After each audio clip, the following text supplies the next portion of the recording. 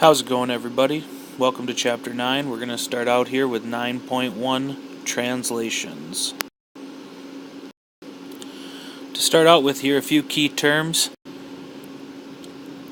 A transformation of a geometric figure is a change in the position, shape, or size of the figure. So we can either move it up, down, left, or right by its position. We could change the shape or size by making it larger or smaller.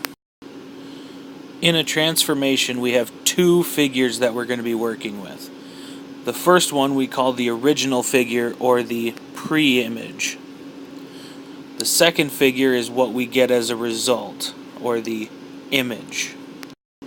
And last but not least, an isometry is a transformation in which the pre-image and image are congruent. So we did not change the shape or the size when we did the transformation.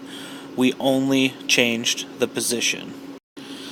So to begin with here, we are asked if this transformation appears to be an isometry.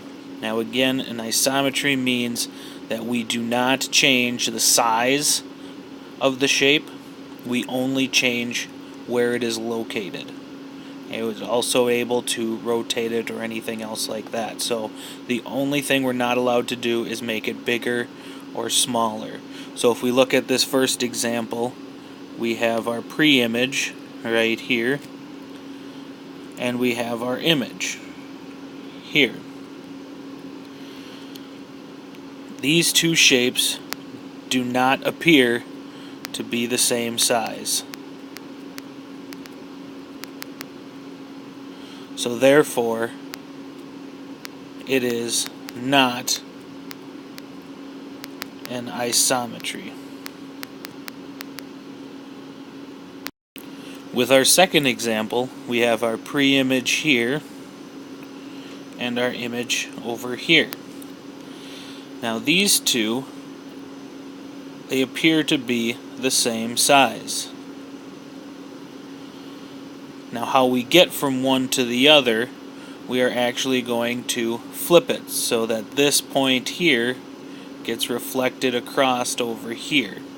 If we were to do that, our pre-image and image would be the same shape, and we'll talk more about that later. But because of that fact right there, this problem, these two shapes, are an isometry.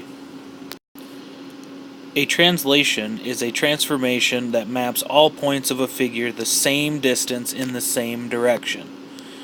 A translation is an isometry, so we're not going to change the shape. The points are going to stay the same distance away from each other. The only thing we're going to do is we're going to take all of those points and we're going to move them in the same direction, the same distance. So for this example right here, we are moving all of the points to the right, as you can see with these arrows. Every point is getting moved over to the right. Now, it doesn't have to be only one direction. It doesn't have to be just right, just left, just up, or just down. We can combine them. We can go right and up. We can go down and left. We can do any combination of those things. And that's what we're going to be talking about here next.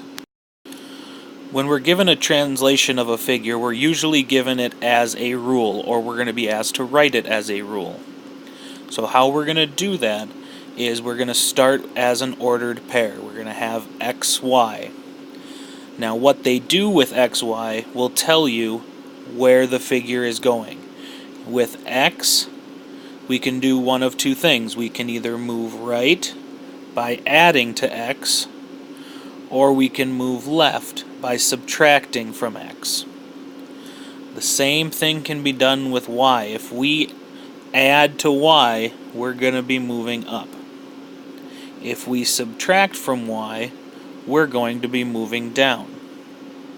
So this first example on the bottom here, if we have x plus 2, when we add to x, that means we're going to move right. So we are going to move right 2. We have y minus 3. When we subtract from y, we're moving down. So this would be down 3. So our whole translation would be right 2, down 3. Second example, we are subtracting 1 from x. When we subtract from 1, we move to the left. So we're going to move left 1. Now, we are not doing anything to y. Y is being left alone. So we do not move it up or down. So the only thing we're going to be doing is moving it to the left. Now we're going to be applying a translation to a figure on a coordinate plane. We've got our triangle here, and we are going to be applying this rule. We're going to be doing x minus 2 and y minus 5. Now if you remember from the last slide here, when we do minus 2, that means left 2. When we do minus 5, that means down 5. So these 3 points of my triangle, I am going to move them left 2 and down 5. So this one on the left here, left 2, down 5, and there's my new point. This point on the bottom, left 2, down 5. So it'll go there. Final point on the right, left 2, down 5. And there's where it will end up. And so now my shape, when I apply my rule, is going to be down on the bottom there. The next thing we could do is we could be given the pre-image and the image on the same coordinate plane and be asked to write the rule that describes the translation from one to the other. So now if I have my pre-image here with P, Q, R, and S, and I'm going to move it to my image, P prime, Q prime, R prime, and S prime, I am going to figure out what directions I have to go and how far in each direction, and then I can write my rule. Now I only need to use one of the points because they should be all the same, and we can double check them at the end. But if I go from P to P prime, I need to go right 1, 2, 3, 4, and down 1. Right 4, down 1. And that's the same for all of these. Q to Q prime, 1, 2, 3, 4 right, 1 down. S, 1, 2, 3, 4 right, 1 down. R, 1, 2, 3, 4 right, 1 down. So this rule works for all of the points in my shape. Now how I write that, remember we write it as an ordered pair. We've got x and y. When we move to the right, that means we add to x, so I would have x plus 4. When we move down, that means I subtract from y, so I would have y minus 1. This would be my rule, x plus 4, y minus 1. A composition of transformation is a combination of two or more transformations.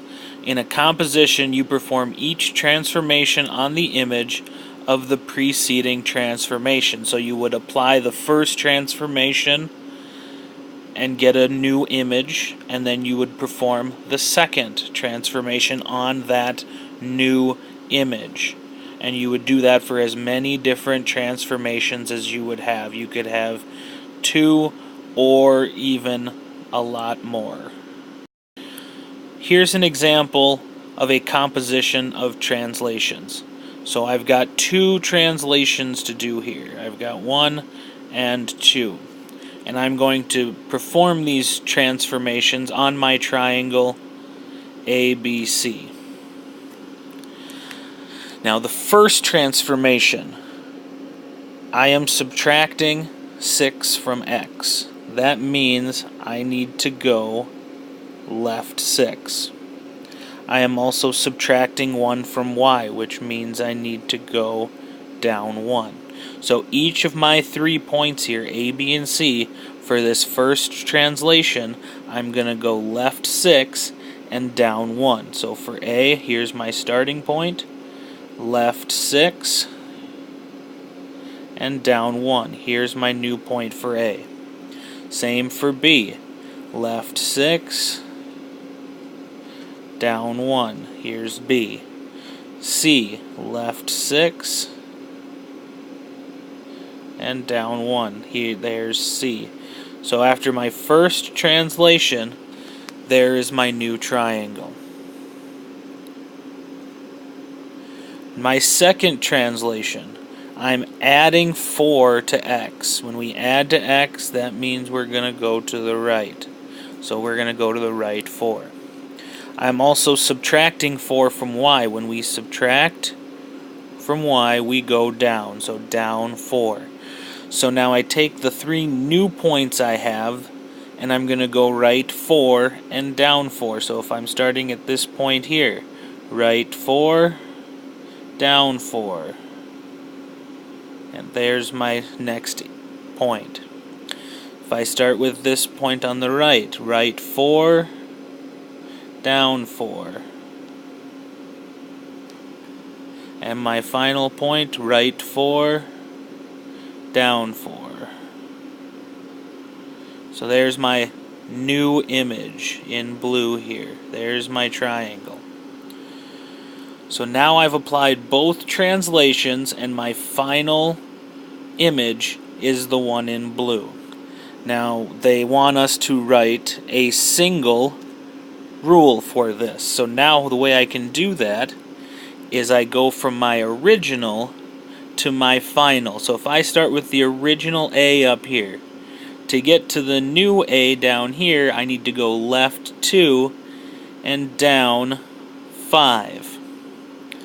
So I'm going left 2, down 5. That's going to be the case for all of these. For B, left 2, down 5. For C, left 2, down 5. So the way I write this as a rule, if I am going left, I subtract from X. So I would have X minus 2. If I'm going down, I subtract from Y. So I would have Y minus 5. So a single rule that would apply both translations from above would be X minus 2 and Y minus 5.